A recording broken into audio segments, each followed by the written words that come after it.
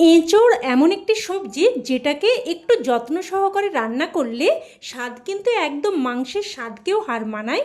তাই তো বহু পুরনো কাল আগে থেকে আমাদের পূর্বপুরুষেরা এর আরেক নাম গাছপাঠা দিয়েছেন। তো বন্ধুরা, আজ আমি নিয়ে চলে এসেছি এঁচোড়ের একটি সেরা স্বাদের রেসিপি। তবে বানানোর পদ্ধতি কিন্তু একদমই নতুন। আর আমি আপনাদের বাজি ধরে বলতে পারি, যদি আপনারা এই পদ্ধতিতে এঁচোড় একবার রান্না করে খান, পুরো সিজন জুড়ে অর্থাৎ যতদিন এঁচোড় পাওয়া যাবে ততদিন কিন্তু মাংস খাওয়া একদম ভুলে যাবেন। তো প্রথমে আমি এখানে একটা বেশ মিডিয়াম সাইজের কচি এঁচোড় নিয়েছি। এবার বটির মধ্যে ভালোভাবে সর্ষের তেল লাগিয়ে নিয়েছি আর হাতের মধ্যেও লাগিয়ে নিয়েছি। আর যে পাত্রটার মধ্যে এঁচোড় কেটে রাখবো ওটার মধ্যেও কিন্তু আমি 2-1 ফোঁটা সর্ষের তেল দিয়ে দিয়েছি। এতে করে পাত্রটা খুব সহজেই পরিষ্কার করা হয়ে যাবে। তো এবার আমি দেখুন এঁচোড়টা কেটে নিচ্ছি। তো প্রথমেই এঁচোড়টাকে 2 টুকরো করে কেটে নিয়ে এবার দেখুন সঙ্গে সঙ্গেই কিন্তু আমি জল দিয়ে আঁঠাটা খুব ভালোভাবে ধুয়ে নিচ্ছি। আর অনেকেই কিন্তু এঁচোড় কাটাকে ঝামেলা মনে করেন, তার জন্য এঁচোড় রান্নাই করতে চান না। তো দেখুন খুব সহজভাবে কিন্তু আমি এঁচোড় কাটার পদ্ধতি দেখিয়ে দিচ্ছি। তো প্রথমেই এঁচোড়টাকে দেখুন এইরকম লম্বালম্বিভাবে কেটে নিয়ে তারপর আঠাটা ভালোভাবে জল দিয়ে ধুয়ে নিয়েছি। আর এইভাবে যদি এঁচোড়টা কাটার সাথে সাথে জল দিয়ে ধুয়ে নেন তাহলে দেখবেন আঠাটা অনেকটাই হাতে কম লাগবে। তো এবার এঁচোড়ের খোসা ভালোভাবে ছাড়িয়ে নিয়ে তারপর এঁচোড়ের যে বুকের দিকের অংশটা ওটাও কিন্তু ভালোভাবে বাদ দিয়ে দিতে হবে। তো ভালোভাবে বাদ দিয়ে এইভাবে দেখুন আমি একটু বড় বড় মতো করে ডুমো ডুমো করে টুকরো করে কেটে নিচ্ছি। তবে আপনারা আপনাদের পছন্দ মতো সাইজের কেটে নিতে পারেন। তো দেখুন এইভাবে বুকের দিকের অংশটা কিন্তু ভালোভাবে বাদ দিয়ে দিতে হবে। তো একই রকমভাবে আমি সমস্ত এঁচোড়টাই কেটে নিচ্ছি। তো দেখুন সমস্ত এঁচোড়টাই কেটে নিয়েছি। এবার বটিটার মধ্যে আবারও আমি একটু সর্ষের তেল লাগিয়ে নিচ্ছি। তারপর দেখুন এই কাগজের সাহায্যে আঠাটাকে একদম ভালোভাবে মুছে নিতে হবে। আর যেহেতু একদমই কচি এঁচোড়, আঠাটা কিন্তু একটু বেশি। তো ভয়ের কিছু নেই, সর্ষের তেল ভালোভাবে লাগিয়ে নিয়ে দেখুন কাগজে করে সুন্দর করে মুছে নিলাম। এবার ভালোভাবে সাবান দিয়ে পরিষ্কার করলেই হয়ে যাবে। তো এঁচোড়টা কেটে আমি ভালোভাবে ধুয়ে নিয়ে তারপর একটা ঝুড়ির মধ্যে রেখে দিয়েছি যাতে করে জলটা ঝরে যায়। এবার গ্যাস অন করে কড়াই বসিয়ে এখানে দিয়ে দিলাম অল্প একটু, প্রায় ছোটো চামচের 2 চামচ মতো সর্ষের তেল। তেলটাকে খুব ভালোভাবে গরম করে নেব। ভালোভাবে গরম করে নিয়ে এখানে আমি দিয়ে দিচ্ছি আলু। এখানে আমি 2টো মিডিয়াম সাইজের আলুকে এইভাবে ডুমো ডুমো করে কেটে দিয়েছি। ঠিক যেইভাবে মাংসের আলু কাটে আমি কিন্তু সেইভাবেই আলুটাও কেটে নিয়েছি। তো এবার আলুগুলোকে নাড়াচাড়া করে ভেজে নেব। তো দেখুন আলুগুলোকে নাড়াচাড়া করে বেশ সুন্দর করে ভেজে নিয়েছি। এবার আলুগুলো উঠিয়ে নিচ্ছি। তবে আপনারা চাইলে আলু ছাড়াও কিন্তু রান্নাটা করতে পারেন। তো আলুগুলো উঠিয়ে নিয়ে এবার ওই তেলের মধ্যে দিয়ে দিচ্ছি কেটে রাখা এঁচোড়। সমস্ত এঁচোড়টা দিয়ে দিচ্ছি সামান্য একটু লবণ আর সামান্য একটু হলুদ গুঁড়ো।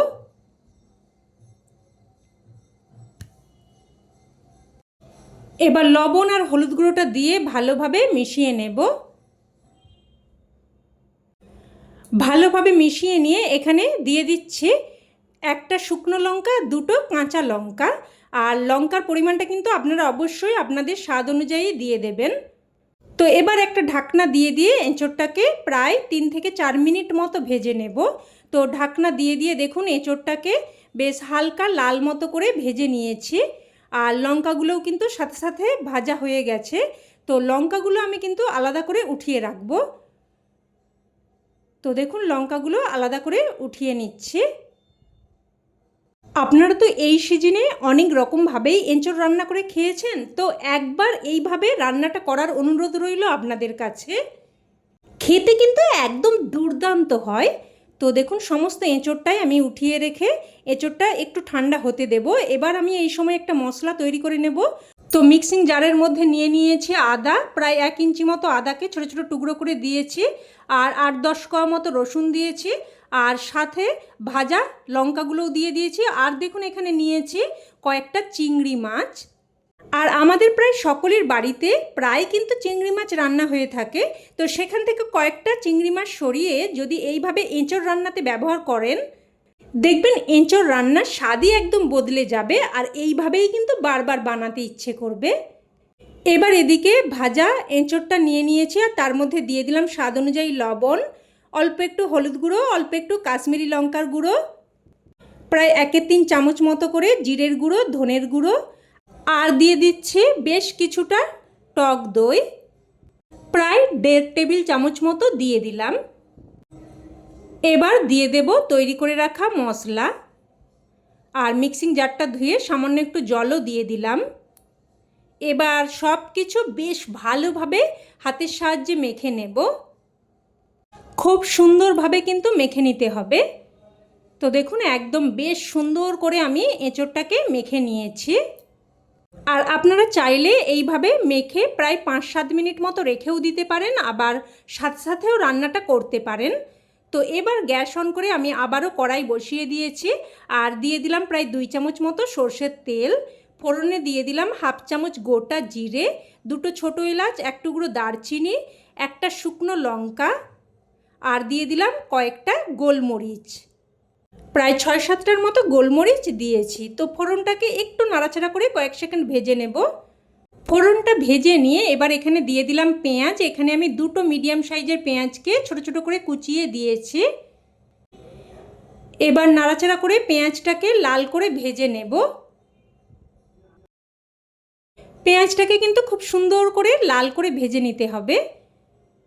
তো দেখুন পেঁয়াজটাকে এইভাবে সুন্দর করে লাল করে ভেজে নিয়েছি। এবার এখানে দিয়ে দিচ্ছি টমেটো। এখানে একটা মিডিয়াম সাইজের টমেটোকে ছোট ছোট করে কেটে দিয়েছি। এবার টমেটোটাকেও একটুক্ষণ নাড়াচাড়া করে ভেজে নেব। টমেটোটা একটু ভেজে নিয়ে এবার এখানে দিয়ে দিচ্ছি মেখে রাখা এঁচোড়।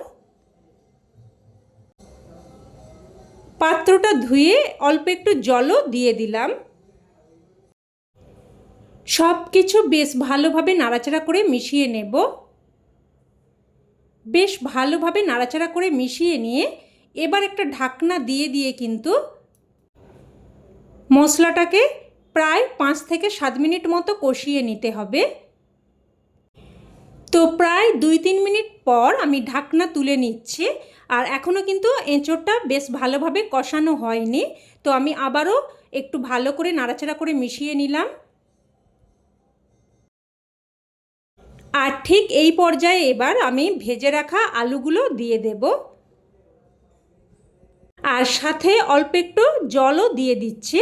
আর এইভাবে কিন্তু অল্প একটু করে জল দিয়ে দিয়ে মশলাটাকে খুব সুন্দর করে কষিয়ে নিতে হবে।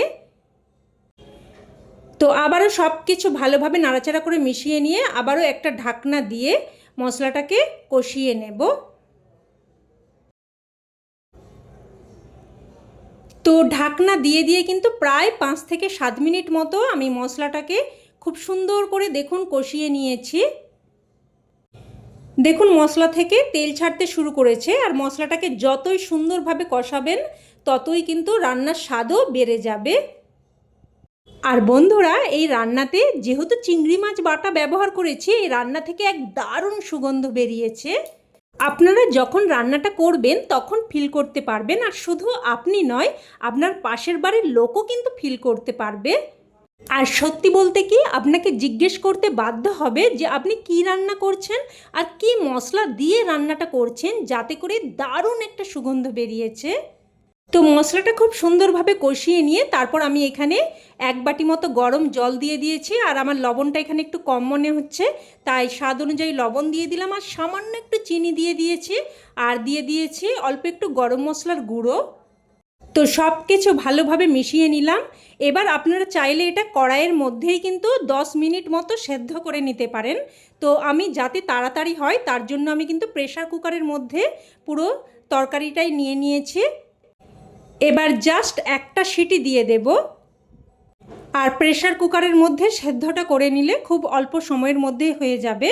তো একটা সিটি দিয়ে এবার যতক্ষণ না বাষ্পচাপটা পুরোপুরি বেরোচ্ছে ততক্ষণ অবধি রেখে দিয়েছিলাম। তারপর দেখুন প্রেসার কুকারের ঢাকনা খুলে নিলাম, আর দেখুন বন্ধুরা দেখতে কতটা সুন্দর হয়েছে। যেমন রং তেমনই কিন্তু এর স্বাদ। এই রকমভাবে রান্না করলে আর সত্যি বলতে মাংস খেতে ইচ্ছেই করবে না। আর আপনাদের কেটে দেখিয়ে দিচ্ছি, দেখুন কতটা সুন্দরভাবে এঁচড় সেদ্ধ হয়ে গেছে। আর আলুটাও দেখিয়ে দিচ্ছি, দেখুন একদম সুন্দরভাবে সেদ্ধ হয়ে গেছে। তো রান্না আমাদের এখন একদম তৈরি। এবার এটা গরমা গরম ভাতের সাথে পরিবেশন করুন, খেতে কিন্তু এক কথায় জাস্ট লাজবাব লাগে। আর আপনাদের অনুরোধ করব, এঁচড়ের সিজন থাকতে থাকতে অবশ্যই এইভাবে একবার বানিয়ে দেখবেন, না হলে কিন্তু এর স্বাদ আপনারা উপলব্ধি করতে পারবেন না। তো রেসিপি কেমন লাগলো অবশ্যই কমেন্টে জানাবেন। আর ভালো লেগে থাকলে প্লিজ একটা লাইক দিয়ে দেবেন, আর চাইলে অন্যান্যদের সাথে শেয়ারও করতে পারেন, যাতে করে এই দারুণ রেসিপিটা সকলের কাছে পৌঁছে যায়। আর চ্যানেলের নতুন বন্ধু হয়ে থাকলে চ্যানেলটিকে অবশ্যই করে সাবস্ক্রাইব করে নেবেন। তো আজ এই অবধি, আবারও অন্য কোনো রেসিপিতে দেখা হবে। ততক্ষণে ভালো থাকবেন, সুস্থ থাকবেন, আর সকলকে ধন্যবাদ।